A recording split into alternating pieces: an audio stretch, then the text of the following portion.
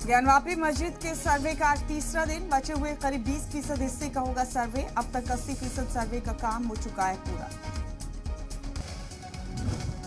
ज्ञानवापी मामले में आज का दिन बेहद अहम है। आज ज्ञानवापी मस्जिद में सर्वे का काम पूरा हो जाएगा। गुज़िश्ता 2 दिनों में ज्ञानवापी मस्जिद में 80% सर्वे का काम मुकम्मल हो चुका है और दीगर 20% हिस्से का सर्वे आज पूरा हो जाएगा। कल यानी 17 मई को कोर्ट में ज्ञानवापी सर्वे की पूरी रिपोर्ट पेश कर दी जाएगी। हालांकि आज ही ज्ञानवापी मामले में इलाहाबाद हाई कोर्ट में समाअत भी होगी। उधर वाराणसी की अंजुमन इंतजामिया मस्जिद की मैनेजमेंट कमेटी ने सुप्रीम कोर्ट में इसी हफ्ते समाअत होगी।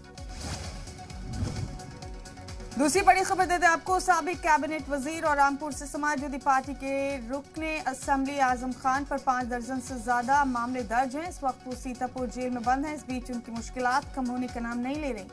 अब सुल्तानपुर की सेशंस कोर्ट ने 8 साल कबल उनकी जानिब से दिए गए एक मुतनाज़ा बयान को लेकर उन्हें नोटिस जारी किया। साथ ही कोर्ट ने डीएम सुल्तानपुर को भी नोटिस दिया है। मामले में 14 जून को अगली समाअत होगी।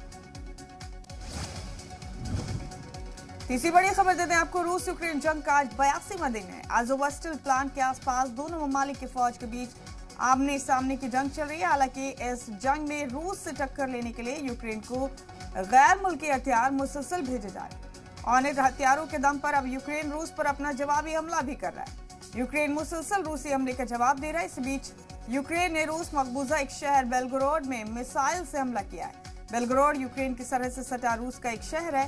पहले भी यूक्रेन ऐसे हमले करता रहा।